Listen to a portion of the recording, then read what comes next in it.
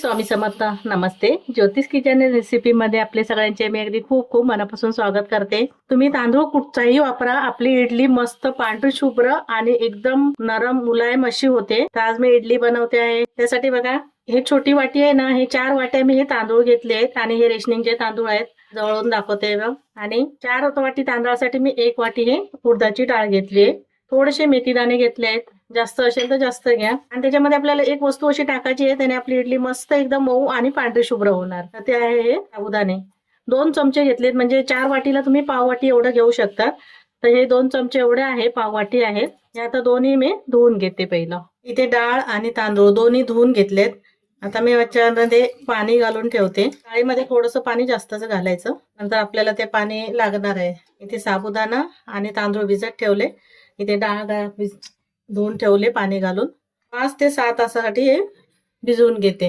इडलीसाठी मी इथे डाळ आणि तांदूळ भिजत ठेवलेले 5 ते 6 तास भिजून घ्यायचे.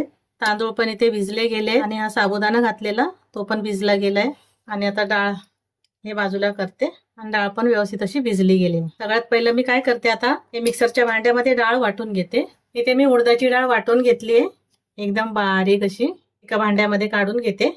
इथे मी भांडं घेतलंय, त्याच्यामध्ये काढून घेते. इथे मी डाळ वाटून काढून घेतली, बाजूला ठेवते. सरचं भांडं इथे घेतलंय आणि हे तांदूळ त्यातलं पाणी काढून घेतलंय मी. तांदूळ साबुदाणा हे वाटून घेते.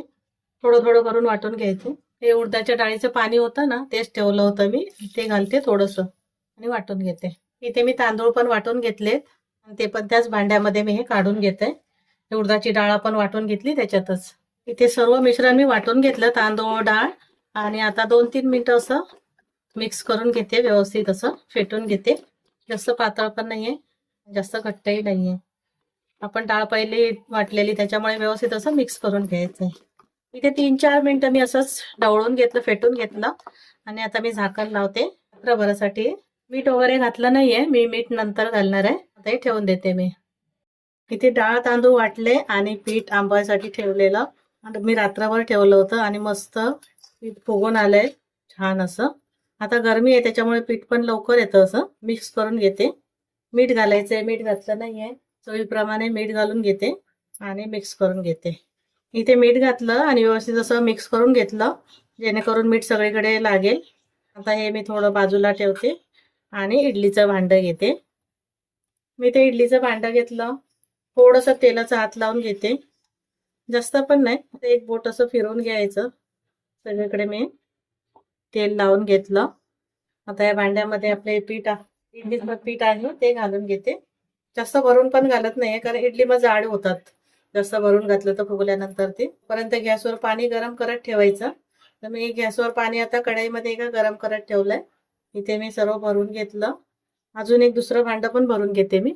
इथे गॅसवर मी पाणी गरम करत ठेवलं होतं कढईमध्ये आणि एक पाणी गरम झालंय, त्यामध्ये आपलं इडलीचं भांडं ठेवून देते, प्लेट. आणि 10 मिनिटं मी वाफवून घेते, इडली शिजवून घेते.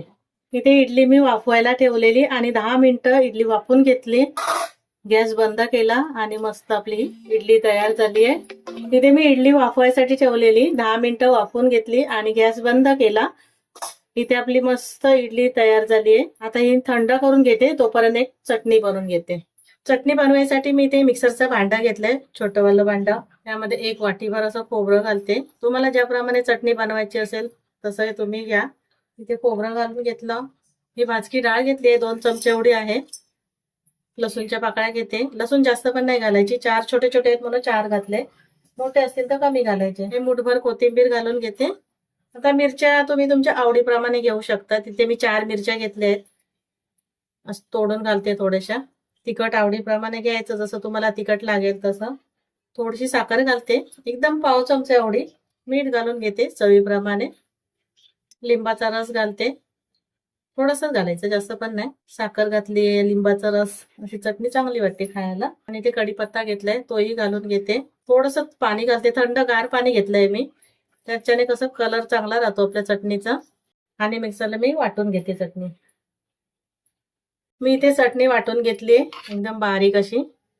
बघायचं मीठ वगैरे तिखट तुम्हाला जसं लागेल तसं, मग मीठ कमी असेल तर घालून घ्यायचं. तर आता मी चटणी एका भांड्यामध्ये काढून घेते.